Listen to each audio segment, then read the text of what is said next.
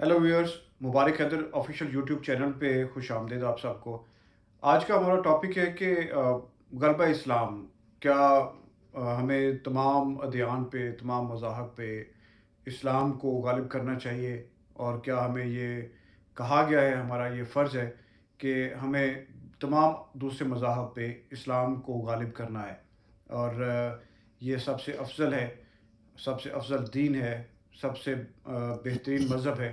तो इसलिए हमारा ये हक़ है, हमारा ये फ़र्ज़ है कि हम दूसरे मज़ाहब को नीचा समझें, कमतर समझें और उस पर इस्लाम को गालिब करें। इसके ऊपर बहुत ज़्यादा बहस भी हो रही है, और कुछ लोग ये ख़्याल या कुछ लोग ये कह रहे हैं कि हमें निकलना चाहिए, हमारी एक हमें पूरी दुनिया में इस्लाम को गालिब करना चाहिए, चाहे उसके लिए हमें जिहाद करें या जो भी है। तो मुबारक साहब, आपकी बुक के अंदर भी एक पूरा चैप्टर है जिसके हवाले से आपने जिसमें आपने उसका टाइटल ही गलबा इस्लाम के ऊपर रखा है।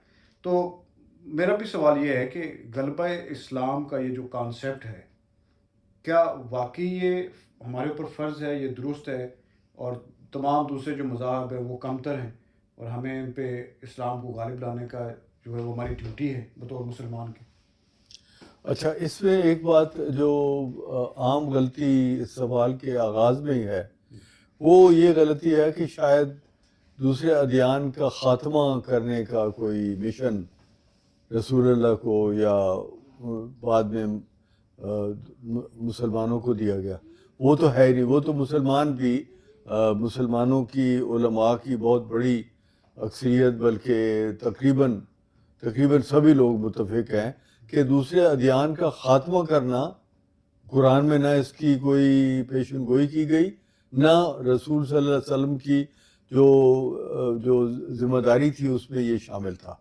ये तो ख़त्म करने वाली बात तो आम जो मामूली आलिम है इस्लाम का वो भी नहीं कहता। लेकिन जो गलबे की बात ज़रूर करते हैं कि दूसरे दीनों के मुकाबले में इस्लाम को गालिब किया जाए। गालिब का मतलब जो ले युज़हिरहु अला दीन कुल्ले जो है, जो जिसको बहुत ज़्यादा बुनियाद के तौर पे लिया जाता है आयत को, उसमें कि अल्लाह ने अपना रसूल भेजा ताकि वो इस्लाम को, वो इस दीन को दूसरे दीनों पर युज़हिर कर दे, ले युज़हिर हो, यानी उसको ज़ाहिर कर दे। जाहिर, अब तर्जुमा इसका जी। इसका जो है वो जाहिर करने का, युज़हिर का जो लफ्ज़ है अरबी का ज़ाहरा, जो वो है वर्ब मस्दर, वो उसमें ज़ाहरा के माने गालिब करने के भी निकाले गए हैं। लेकिन जाहिर करने, जाहिर भी जब आप करते हैं किसी चीज़ को दूसरों के मुकाबले में जाहिर, तो जाहिर है कि वो वाज़े, ज़्यादा वाज़े होगा तो जाहिर होगा, अगर उनके साथ बराबर होगा तो इतना जाहिर भी नहीं होगा। तो उसमें बुनियादी मोटिव यही बताया गया है कि रसूलुल्लाह की बासत के मकासद में से एक मकसद ये था कि अल्लाह की इस नई हदायत को सारे दीनों के सामने ज़्यादा वाज़े तौर पर बयान किया जाए और इसे ज़्यादा ज़ाहिर किया जाए, ताकि अगर कहीं अंधेरा है या कम लोगों को हदायत है तो वो इस हदायत को देख के इसकी तरफ आ जाएं। कि अगर देखें ना, कोई चीज़ अगर आप ज़्यादा वजाहत के साथ बयान नहीं करते तो लोगों की तवज्जो नहीं होती। इस अंदाज से तो ये अक्सर यानी जो मुस्लिम उम्मत की जो अक्सरियत है उसका इत्तेफाक था कि जी जाहिर करने के मानी है। गलबा जो कहा गया वो दरअसल इंटरप्रिटेशन कुछ लोगों की अपनी थी। अच्छा, वो लेकिन उसमें भी बुनियादी बात यह है कि हुजूर सल्लल्लाहु अलैहि वसल्लम की जिम्मेदारी थी। जो ये कुरान ने लफ्ज़ कहे हैं वो है कि रसूल को भेजा गया ताकि वो इस हदायत को दूसरे अदियान से नुमायाँ कर दे, इतना जाहिर कर दे कि नज़र आए कि ये हदायत ये है। अब वो जो, अच्छा, इवन अगर आप ये कर लें मिसाल के तौर पे, कोई जो बहुत छोटी सी है एक अक़लियत मुसलमानों की, जो ज़्यादा एग्रेसिव मुस्लिम्स हैं, जिनमें हम आज के दौर में آپ دیکھتے ہیں کہ نہیں وہ اس سے پہلے القاعدہ نے اور حزب التحریر اور القاعدہ عربوں کی وہ تحریک ہے جس میں وہ عربوں کی عظمت کا کوئی نیا دور لانا چاہتے تھے، اور اس پہ چونکہ عربوں کے پاس کافی پیسہ ہے تو وہ ایک دور میں یعنی آج سے کو 50 60 70 سال پہلے سیکنڈ ورلڈ وار کے خاتمے کے بعد وہ انہوں نے ایک تحریک بنانی شروع کی کہ اب ایک موقع ہے کہ کالونیل پاورز پیچھے ہٹ رہی ہیں، تو اب شاید وقت آ گیا ہے کہ ہم اسلام کو دنیا پہ غالب کر دیں.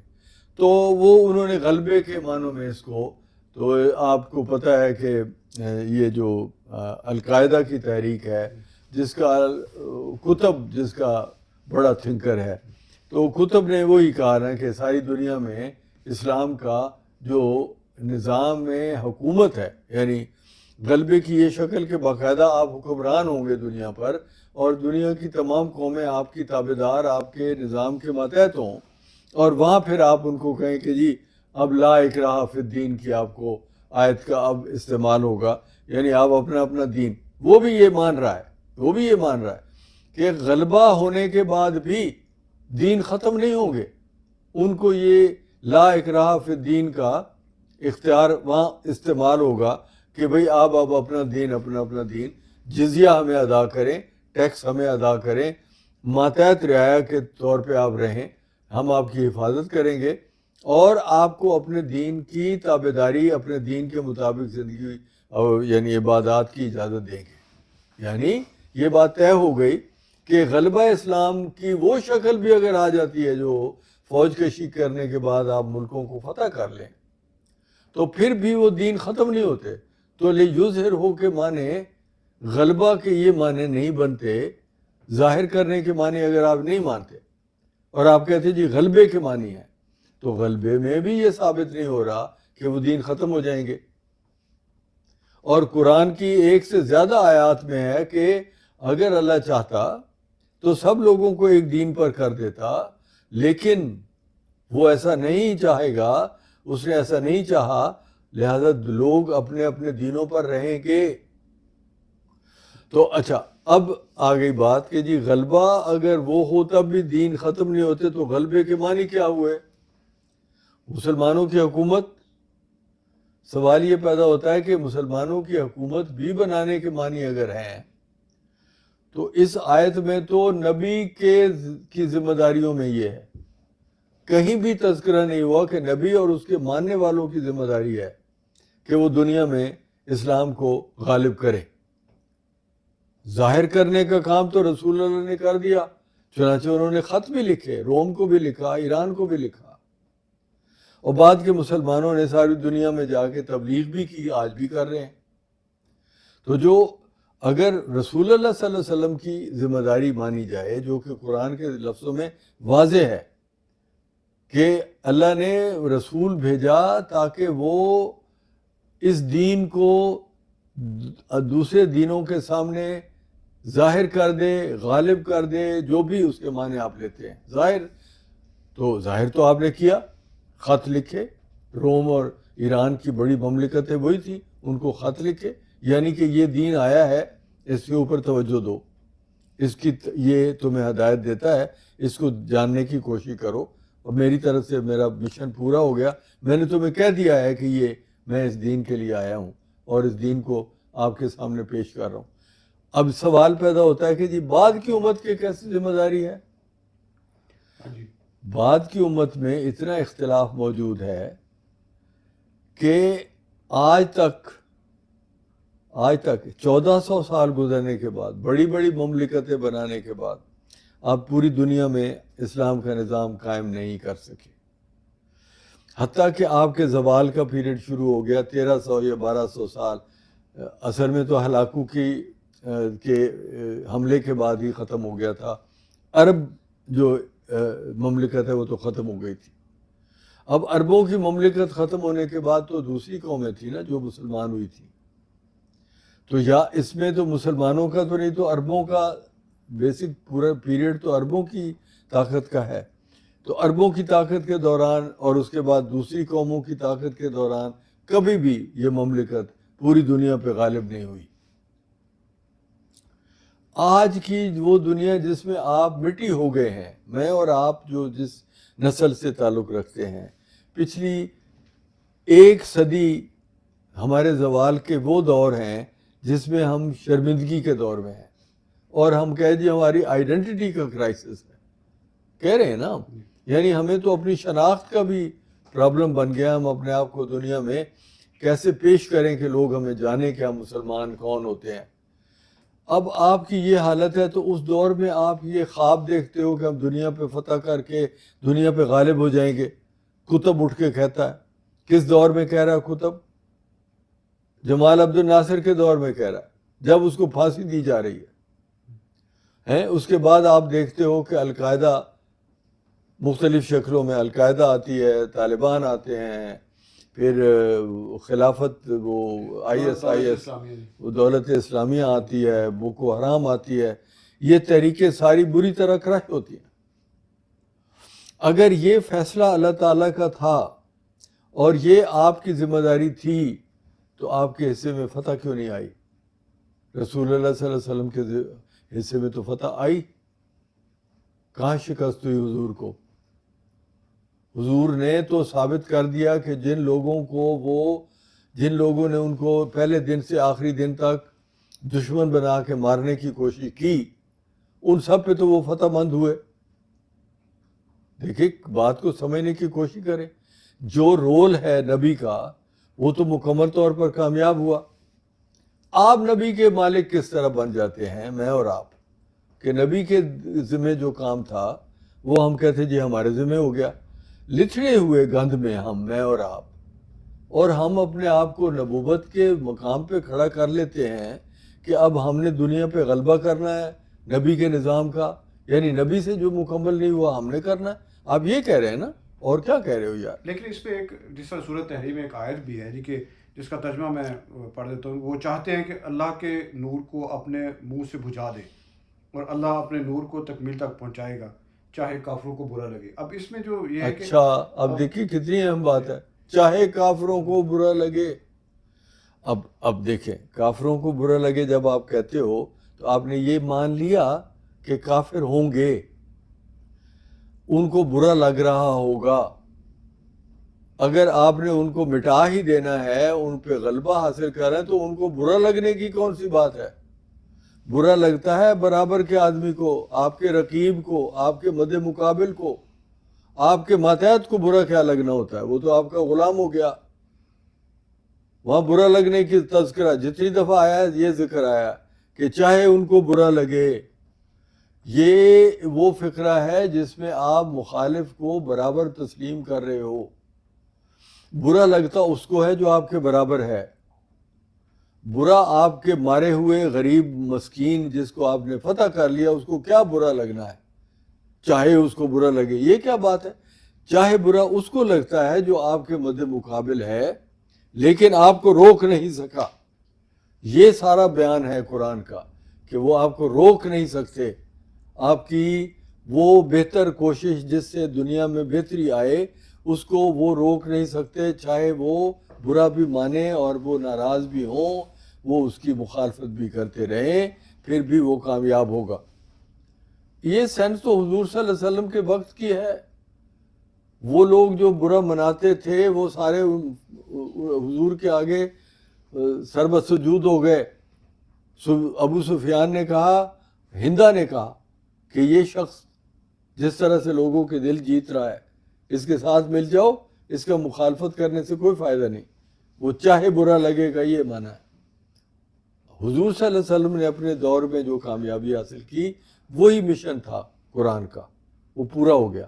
اس کے بعد یہ جو اب کنٹینیوٹی ہے ادیان میں، دینوں میں اسلام کی کنٹینیوٹی، یہ نسل در نسل یہ چلتی رہتی، دنیا کے ہر مذہب کی چلتی ہے، لیکن اس میں کوئی غالب نہیں آتا اور کوئی غلبے کا اس میں ذمہ داری مسلمانوں کی نہیں ہے، کہیں بھی نہیں ہے۔ مجھے کہیں دکھا دیں کہ یہ اشارہ قرآن نے دیا ہو کہ حضور صلی اللہ علیہ وسلم کا یہ مشن نبی کی اپنی زندگی کے بعد کس کی ذمہ داری ہے، کوئی مجھے دکھا دیں۔ آپ یہ جو بھی ڈرامے بازی کرتے ہیں مولوی اور علماء، اس ڈرامے بازی میں میرے سامنے بیٹھ کے مجھے ثابت کر دیں کہ قرآن اور حدیث کا کوئی وہ حصہ جس میں آپ کو تبلیغ آپ نے کی کہ میرے بعد آپ نے اس کو مشن کو یوں جاری رکھنا ہے کہ جیسے میں نے کیا ہے، اور اس کے بعد بلکہ آپ نے چڑھائیاں کر کے دنیا کو فتح کرنا ہے، اور اس میں لوگوں کو آپ نے اسلام کے نظام کے ماتحت کوئی ہے تو بتا دے۔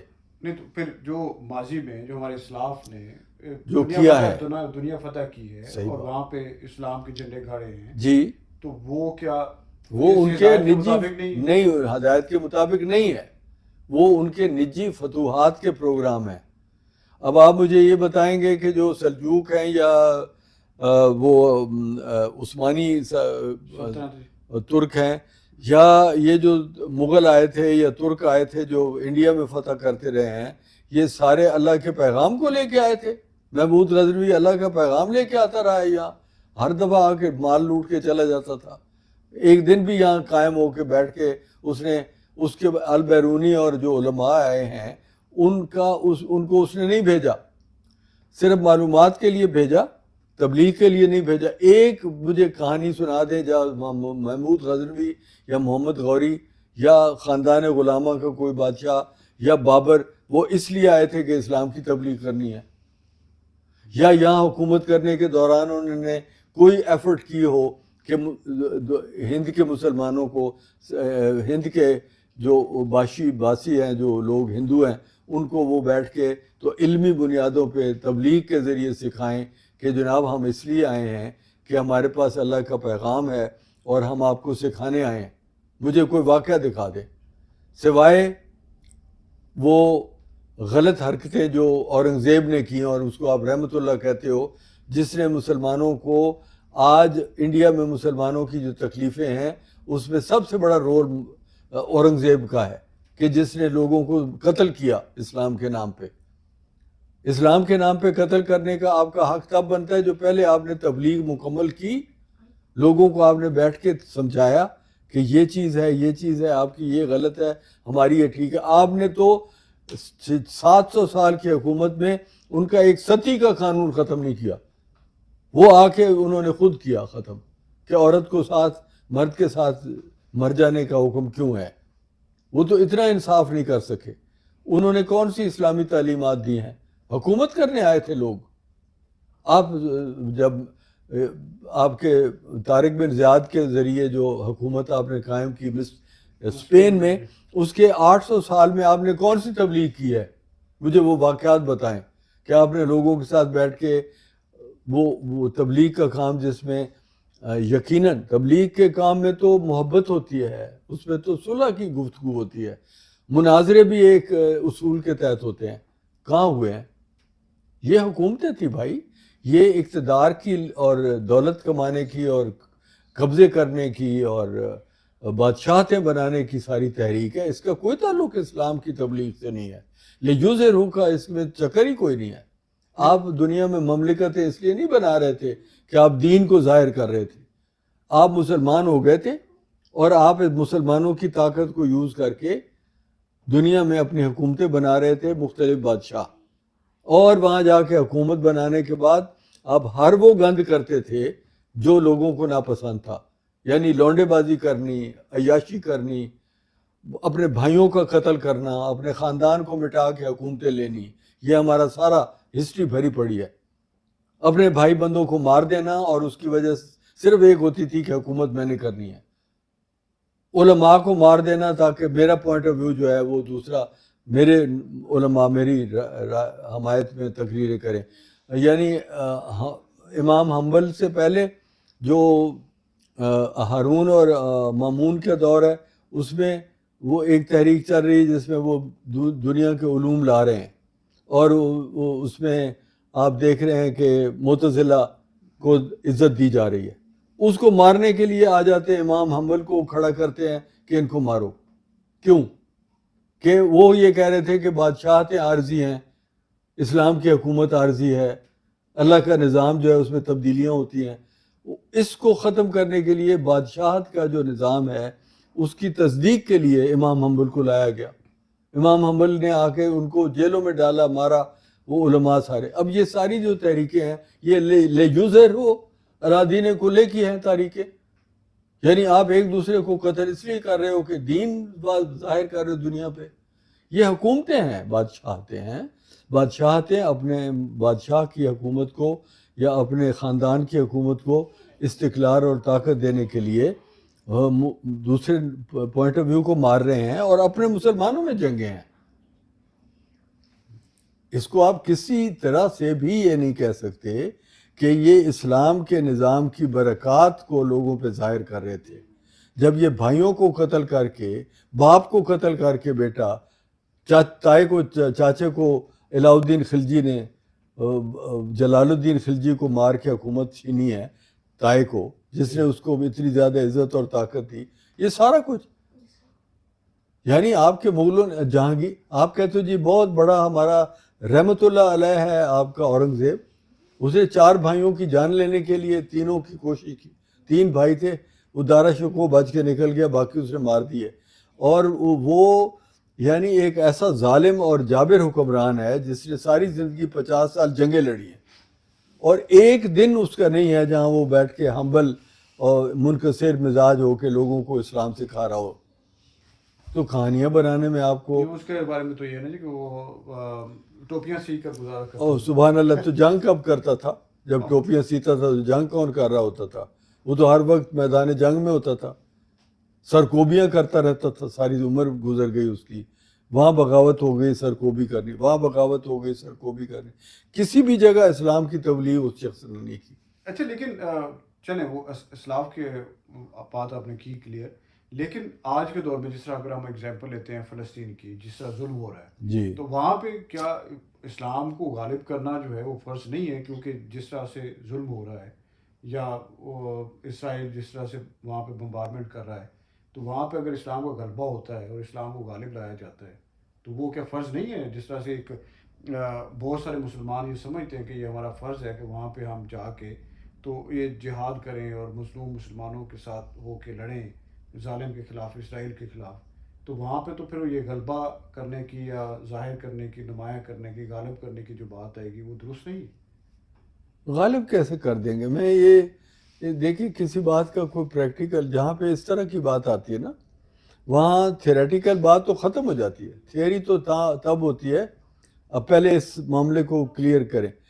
تھیوری یہ جو نظریہ ہے کہ ہم اسلام کو غالب کرنے کے لیے جا رہے ہیں، اس سے پہلے واضح کریں، اسلام کو غالب کرنے سے پہلے آپ مسلمان ہیں، وہ پھر وہ آ جائے گا جو آپ کے اندر سے مسلمان آپ کو بنا رہے ہیں نا، ان کی بات آ جائے گی. وہ یہی کہہ رہے ہیں کہ پہلے اپنے آپ کو پورا مسلمان کرو. یعنی آپ تو مسلمان ہی نہیں. آپ کے یہ علماء جو آپ کو کہہ رہے ہیں کہ وہاں جا کے لڑو، بات تو ان کی ہم کر رہے ہیں نا. یہ جو آج کہہ رہے غلبہ اسلام کے لیے جاؤ، یہ ساحل ادیم ہو یا یہ راجہ صاحب ہوں یا یہ وہ جو مقبول جان تو کمال آدمی ہے نا ماشاءاللہ. وہ تو پہلے کہتا ہے جی ہندوستان فتح کرنا. ہاں جی، وہ تو فلسطین کے اوپر تو اس کے کچھ اور ہی کچھ گول مول نظریات ہیں. وہ اس کا ہے کہ جی کچھ ہو جائے نا. غزوہ ہند ہے، وہ بیسیکلی افغان ہے، وہ طالبان ٹائپ آدمی ہے. اس کی ساری توجہ یہ ہوتی کہ کسی طرح سے ہم جا کے نا کو مالیہ فتح کر لیں. تو اچھا، اب اس میں سوال یہ پیدا ہوتا ہے کہ آپ واقعی اسلام کے نمائندے ہیں؟ بڑا امپارٹنٹ ہے. جن مسلمانوں کو آپ کہہ رہے ہو کہ چلو چل کے تو دین کو غالب کرو، اسرائیل کو ختم کر کے اسلام کو غالب کرنا ہے، کیا وہ پوری طرح مسلمان ہیں؟ ان کا کوئی کریکٹر مسلمانوں والا ہے؟ یہ پاکستان جس کے تقریباً 99% لوگوں پہ کرپشن کا الزام ہے کہ ان کا کوئی نہ دین ہے نہ ایمان ہے، یہ لوگ انتہا درجے کے کرپٹ ہیں، دنیا جہان سے قرض اور امداد لے کے کھا جاتے ہیں، واپس نہیں کرتے. کیا آج تک کوئی قرض واپس پاکستان نے؟ کوئی بتا دے مجھے. اور مانگتے ہو قرض دے دو. جو لوگوں کا حرام خوری کا وہ نظام ہے جس میں سود آپ کہتے ہو جو حرام ہے، وہ سود والے پیسے آپ لیتے ہو ہر قوم سے جہاں سے آپ کو مل جائیں، اور آپ کے عوام اور خواص سارے کے سارے اس عمل میں شریک ہیں. اتنی جو کرپٹ اکنامک سسٹم میں لوگ جوان ہو رہے ہیں، پڑھ رہے ہیں، مال کماتے ہیں، اپنی زندگیاں گزارتے ہیں، ان کا اسلام کی نمائندگی کا کیا پوائنٹ بنتا مجھے نہیں سمجھ میں آتا. وہ اسلام کی کون سی نمائندگی کر سکتے ہیں جو ابھی سود کی رقم لے کے اس پہ سود دیتے دیتے اسے کھا جاتے ہیں اور پھر وہ دیتے بھی کچھ نہیں واپس لوگوں کو اور مزید اور مانگتے ہیں. مغرب سے اور اسرائیلی قوتوں سے، وہ ساری اسرائیلی قوتیں ہیں جن سے آپ قرضے مانگتے ہو. آپ کو پتہ ہے، آپ مجھ سے کم نہیں جانتے، آپ کو ہر جرنلسٹ کو پتہ ہے کہ آپ کون سی اسرائیلی قوتوں سے پیسے لیتے ہو. اچھا، اب وہ اسرائیلی قوت یورپ اسرائیلی قوت ہے، بالکل یورپ کھڑا ہے اسرائیل کے ساتھ. امریکہ بالکل کھڑا ہے اسرائیل کے ساتھ. ان سے آپ پیسے مانگتے ہو،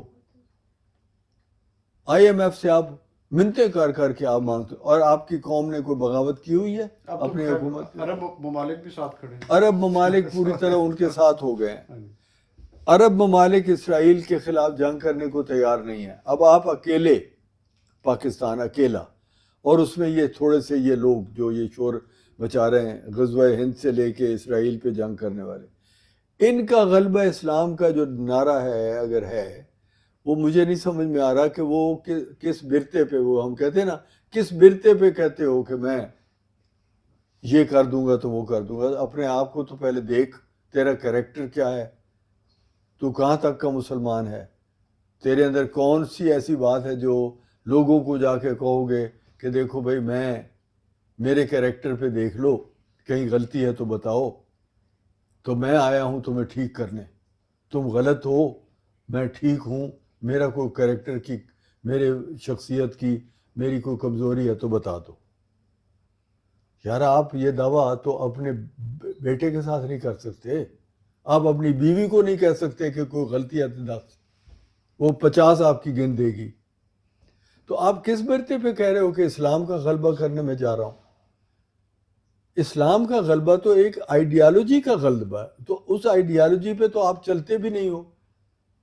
آپ کا سارا کریکٹر پچھلے 75 سال کا، 78 سال کا آپ کا کریکٹر ہے کہ آپ نے دنیا بھر کی سود کھانے اور سود لینے والی قوموں سے قرضے لیے ہیں جو آپ کھا گئے ہو، ڈکار مار گئے ہو، دیتے بھی نہیں ہو واپس.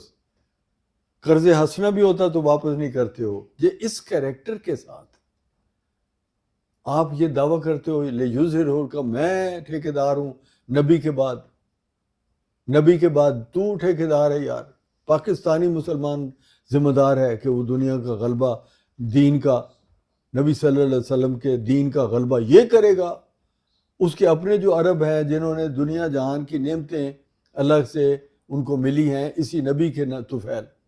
اور یار آپ کو تو اس نبی کے طفیل ملا بھی کچھ نہیں، برا نہ منانا، آپ کو تو سوائے لعنت اور تکلیف کے اور ملا ہی کچھ نہیں. انڈیا میں بھی حکومت آپ وہ علیحدہ ہوئے ہیں تو آپ کو نقصان ہی ہوا ہے، کوئی فائدہ نہیں ہوا. جو مسلمان انڈیا میں بیٹھے ہیں وہ تکلیف میں ہیں.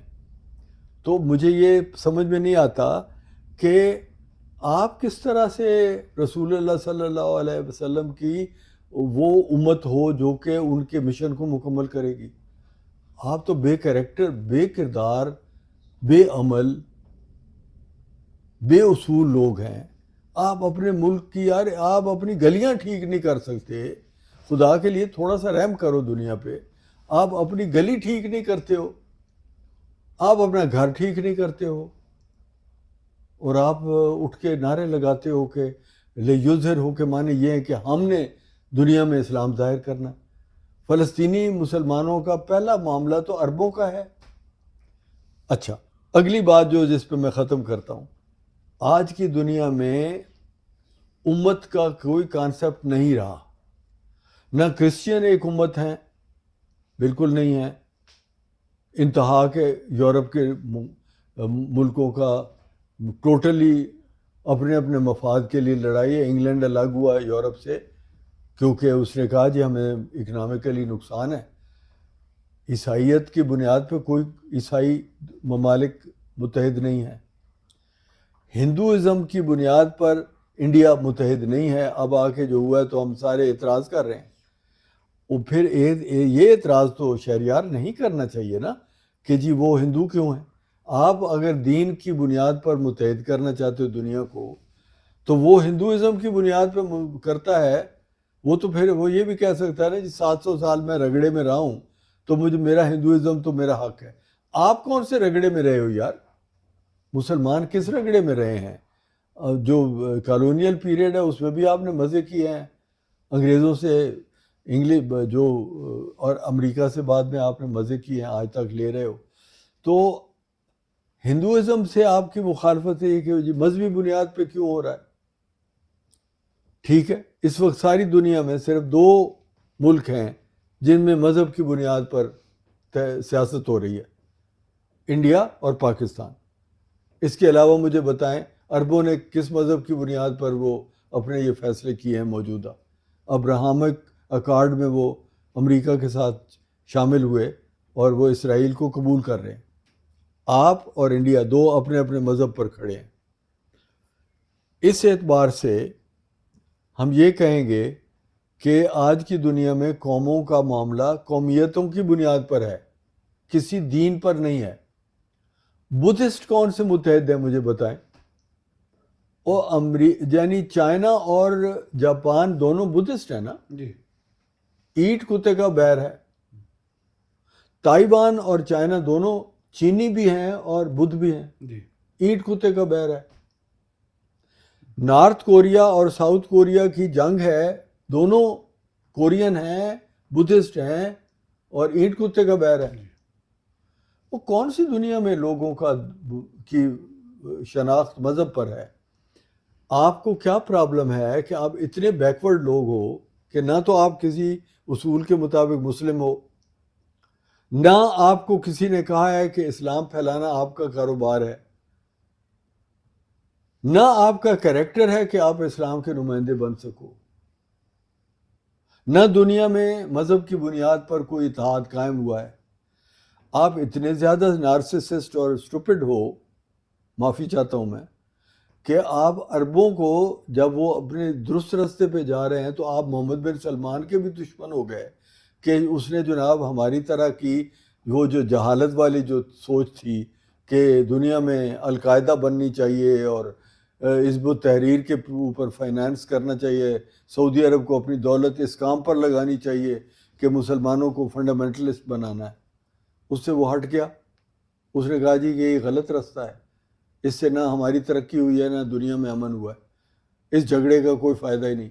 تو وہ ہٹ گیا اس سے، مصر ہٹ گیا اس سے، کویت، یعنی سارے جو ممالک ہیں سوائے کویت تھوڑا سا کسی وجہ سے، کویت نہیں قطر تھوڑا سا وہ چودراہٹ اس نے بنانے کے لیے طالبان کو ہمدردی حمایت دی تھی، وہ بھی صلح کروا دی اس نے. تو اب آپ کس ملک کو، ایک ایران اور ایک آپ، اور وہ بھی آپس میں متحد نہیں ہوتے ہو. دیکھیں بات کو اگر تھوڑا سا توجہ سے سنیں تو آپ کس بنیاد پہ پھر یہ غلبہ کریں؟ اکیلا پاکستان جو ایران کے ساتھ بھی متحد نہیں، اور آپ کی ایران کے ساتھ جنگ ہونی ہے. ابھی تو ہم افغانستان سے بھی متحد نہیں. اچھا ہاں، وہ کتنی امپارٹنٹ بات ہے. افغانستان میں اس لیے بار بار بھلا دیتا ہوں کہ افغانستان اپنے پسینے میں غرق ہو گیا ہے.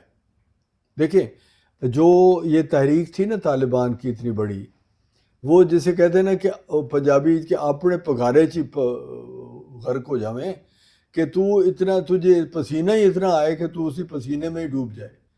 وہ اب اپنے پسینے میں ڈوبے ہوئے ہیں، ان کی کوئی حیثیت دنیا میں نہیں ہے، کوئی ان کو تسلیم نہیں کر رہا، ان کی کوئی اکانومی نہیں ہے، ان کی کوئی اپنے سوسائٹی کو بنانے کی کوئی پالیسی موجود نہیں ہے. انہوں نے عورتوں کو وہاں پجرے میں بند کر دی. پاگل لوگ جیسے ہوتے ہیں، بہت بیکورڈ، بہت پرانے قبائلی، ان کا کوئی نظام نہیں ہے، کوئی دنیا میں آگے چلنے والی بات نہیں ہے. وہ آپ کے ساتھ شدید نفرت کرتے ہیں. چلیں وہی ہم کہتے ہیں کہ جی غلبہ اسلام والے جنہوں نے امریکہ سے 20 سال ٹکر لی، وہی آپ کے لیڈر ہوتے، وہ بھی آپ ان کو بھی لیڈر نہیں مانتے ہو، ان سے آپ کی لڑائی ہے. اور کس منہ سے ہم کہتے ہو ہم اور آپ ایک ہیں؟ مطلب میں کس منہ سے کہوں کہ میں غلبہ اسلام کے لیے مقرر ہو گیا ہوں؟ مجھے اللہ نے چن لیا ہے کہ میں غلبہ اسلام کی جنگ کروں جا کے فلسطین میں، یا جہاں بھی مسلمان پہ ظلم ہو میں جا کے بچاؤں. آپ کون ہو؟ آپ کی مسلمان ہونے کی شناخت کیا ہے؟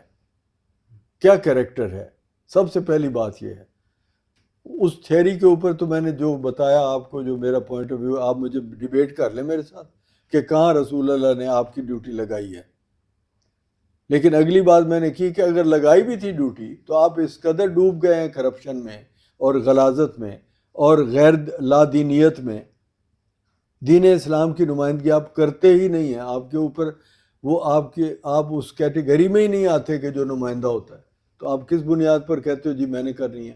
پاکستان کے لوگوں نے. تو ہر لحاظ سے یہ آپ کے نعرے مکمل طور پر باطل ہیں، ان کی کوئی دینی حیثیت نہیں ہے. جو بھی آپ کو یہ کہتا ہے وہ صرف آپ کے وہ جو تھوڑی سی اندر ایک جذبہ ہے مسلمان کو، یہ کہ میں یار اسلام کو قبول کرتا ہوں، مجھے اسلام اچھا لگتا ہے، میرا دین ہے، اس کو ورگلانے کے لیے ایک موقع پرست، ایک اپرچونسٹ آدمی، مولوی، یا یہ جو لوگ ہیں سارے جن کو ہم چیلنج کر رہے ہیں، یہ کھڑے ہو جاتے ہیں اور آپ ان کے پیچھے لگتے ہو. وہ سارے نہیں لگتے، یعنی پاکستان کے عوام اگر لگ جاتے تو الیکشن میں ان کو کامیاب کر دیتے نا. یہ بھی ایک ثبوت ہے کہ مسلمان پاکستان کے بھی ان کو نہیں مانتے. ایک چھوٹا سا ٹکڑا آپ لوگوں کا ورگلا کے پیچھے لگاتے ہو اور ان کی زندگیاں برباد کرتے ہو. ہم اس لیے یہ ساری بحث کر رہے ہیں کہ وہ جو نوجوانوں کا 1 2 4 ہزار 10 ہزار 100 1 لاکھ 2 لاکھ بندے آپ ورگلاتے ہو، وہ سادہ سے مسلمان جو مدرسوں میں آپ اکٹھے کر لیتے ہو غریب غربا، کیونکہ ان کے پاس بیچاروں کے پاس اعلیٰ تعلیم کے وسائل نہیں ہیں، آپ ان کو ورگلا کے اپنے مدرسوں میں، یہ راجہ صاحب نے بھی وہی بنایا ہوا ہے، انہوں نے سارے وہ ساحل ادیم نے بھی کوئی اسکول وغیرہ کو بنایا ہوا ہے. یہ آپ کرتے ہو بیکاز آپ کو پتہ ہے کہ کچھ غریب اتنے مسلمان کمزوری کی حالت میں ہیں کہ ان کو صرف روٹی اور تعلیم کی تم لالچ دیتے ہو تو وہ تمہاری باتیں سنیں گے، اور وہ مکمل جاہل ہیں. آپ ان کو مکمل طور پر جاہل رکھتے ہو، نہ ان کو قرآن پورا پڑھاتے ہو، نہ ان کو ڈسکشن میں آنے دیتے ہو. ابھی ان کو آپ یہ کہتے ہو کہ یہ جو بندہ اسلام کے بارے میں بات کر رہا ہے نا، یہ خلاف بات کر رہا ہے، ان کو یہ بھی نہیں پتہ خلاف ہے کہ حمایت میں ہے. اس کو آپ ورگلاتے ہو کہ اسے گالیاں دو، اگر یہ نظر آئے تو اسے مار دو. وہ پھر وہ جو ماں باپ اکٹھا کرتے ہو 2 4 500 لوگوں کا، وہ ساری زندگی بیکورڈ لوگ، ان کے 2 کریکٹر ہوتے ہیں. جا غور سے دیکھ لینا. ایک طرف وہ دنیا کمانے کے لیے کتوں کی طرح ان کا زبان باہر نکلی ہوتی ہے، کبھی رکتے نہیں، جو ہاتھ میں آئے وہ کھا جاتے ہیں، جس کرپٹ طریقے سے بھی مال کمانا ممکن ہے وہ کماتے ہیں. دوسری طرف وہ اسلام کے مامے بھی ہوتے ہیں. وہ جو عورت کو وہاں اچھرا کے ہوا واقعہ ہوا، وہ ثبوت ہے اس بات کا کہ دیکھو عربی کے لکھے ہوئے لفظ پڑھ کے وہ آدمی جو وہ لوگ ہیں وہ اچھل کے آ رہے تھے کہ جی ہم نے اسلام بچانا ہے اس عورت سے، یہ کھا گئی اسلام کو، ہیں یہ اس نے اسلام کو ہڑپ کر جانا ہے، اس کو مار دیں گے تو اسلام بچ جائے گا. یہ لیول ہے ان کے اسلام کے بارے میں علم کا. اور ان کا یہ کریکٹر ہے کہ وہ نفع کمانے کے لیے بچے کو لوٹ لیں گے، اس کو گندا کپڑا دے کے اس سے 3 گنا قیمت وصول کر لیں گے اور کہیں گے کہ واپس کرنے آئے گا تو کہیں گے خریدا ہوا مال واپس نہیں ہوتا. یہ ان کا کریکٹر ہے. تو آپ میں کس بنیاد پر کہہ رہے ہو یار کہ پاکستان کے عوام اٹھیں اور وہ دین کے غلبے کے لیے چل کے اسرائیل کے خلاف جنگ کریں؟ پھر آپ ایک اور امکانہ حرکت کرتے ہو کہ ان کے جی وہ فلانی کمپنی کا مال نہیں خریدنا. جی اچھا، اب اس کے اوپر کتنی مزے کی بات ہے کہ وہ جو کمپنی ہے اس کے مالی طور پہ کمزور کرنے سے آپ کا غلبہ اسلام ہو جائے گا. یار مالی آپ کے نظریات کیا ہیں؟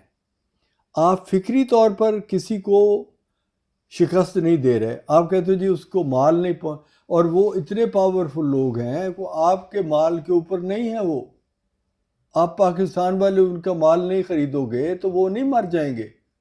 آپ کے خیال میں آپ اگر بل گیٹس کا یا گوگل کا یا کسی فائزر کا یا کسی بڑی کمپنی کا آپ فیس بک یوٹیوب کے اگر نہیں آپ بند کر دینے سے وہ دیوالیہ ہو جائیں، اوکے دیوالیہ ہو گئے. یعنی آپ کی ساری دوڑ دیوالیہ کرنے کی ہے. کیا سوچے ہیں؟ یہ سوچوں کو ذرا غور فرمائیں کہ جی وہ مالی طور پر ویک ہو گیا تو ہمارا اسلام فتح مند ہو گیا. لیول آف تھنکنگ دیکھیں کہ آپ ان سے ڈائلاگ نہیں کر سکتے. آپ کے بہترین لوگوں کو بات کرنے کا فن نہیں آتا کہ آپ جا کے آپ کا جو عمران خان تھا اس نے ایک بونگی سی مبہم سی بےمانی سی تقریر وہاں کر دی اور اس پہ آپ کتنے ڈھول بجاتے رہے ہو یونائٹڈ نیشنز کہ جو اس نے کہا کہ جناب حضور صلی اللہ علیہ وسلم کی جو شان میں گستاخی ہے اس کو بند کیا اور روک دو. حالانکہ وہ آلریڈی وہ قومیں ہیں جو آپ کو مکمل عزت اور حمایت دیتے ہیں کہ آپ اسلام کو پریچ کریں. ان کے ملکوں میں آپ اسلام پریچ کرتے ہو, کبھی نہیں روکا انہوں نے. چائنا کی آپ خوشامد کرتے ہو جس نے آپ پہ پابندیاں لگائی ہوئی ہیں. جی یہ کریکٹر ہے پاکستان کا. پاکستان کا سب سے پیارا دوست چائنا ہے جو آپ کو آپ کے مسلمانوں کو مکمل طور پر جس نے کیمپس میں رکھا ہوا ہے اور جن کو روزہ رکھنے کی اجازت نہیں, اذان دینے کی اجازت نہیں, داڑھی رکھنے کی بھی نہیں. داڑھی رکھنے کی نہیں. دوسری طرف امریکہ اور یورپ ہے جو بسم اللہ کہہ کے آپ کو کہتے ہیں کہ آپ کو وظیفے بھی دیں گے, آپ اپنی مسجدیں چلائیں. ان پر آپ کا تیش ختم نہیں ہوتا. آپ جیسے بے کردار لوگوں کو دنیا میں کیسے عزت ملے جو محبت اور عزت کرنے والوں کو گالی دیتا ہے اور ڈنڈا مارنے والوں کے آگے مرغا بن جاتا ہے. اس کیریکٹر والے کو دنیا میں کیسے کہا جائے گا کہ اسے غلبہ حاصل ہو جائے گا؟ بات ختم. بالکل ٹھیک ہے جی. یہ چند باتیں ہیں جی, اہم باتیں ہیں, سوچنے کی باتیں ہیں اور سوال اٹھانے والی باتیں ہیں. جاتے جاتے آپ کو ایک ریکویسٹ کر دیں کہ ہمارے چینل کو سبسکرائب کرنا مت بھولیے گا. اسی طرح کے مزید جو تھاٹ پرووکنگ جو ہمارے ہوں گے ویلاگس وہ آپ مسلسل دیکھتے بھی رہیں گے اور ہم اور آپ انٹریکٹ بھی کریں گے. آپ اپنے کامنٹس بھی دیں, اپنے سوالات بھی بھیجیں اور جو آپ کی اوپینین ہے وہ بھی ہمارے ساتھ شیئر کریں. اور باقی یہ جو پہلے بھی ہم ریکویسٹ کرتے آئے ہیں کہ جو بھی جو اس وقت اسکالرز ہیں لائک سائل ادیم ہیں, کیسر احمد راجہ صاحب ہیں اور یہ مقبول جان صاحب ہیں, باقی بھی ہیں, سب کو دعوت ہے اور سب کے ساتھ ہم بحث و مباحثہ, بات چیت اور خیالات کے تبادلے کے لیے ہم ان کو انوائٹ کرتے ہیں کسی بھی پلیٹ فارم پہ, ہمارے پہ, ان پہ, جب بھی وہ چاہیں, جہاں بھی چاہیں تو ہم حاضر ہیں.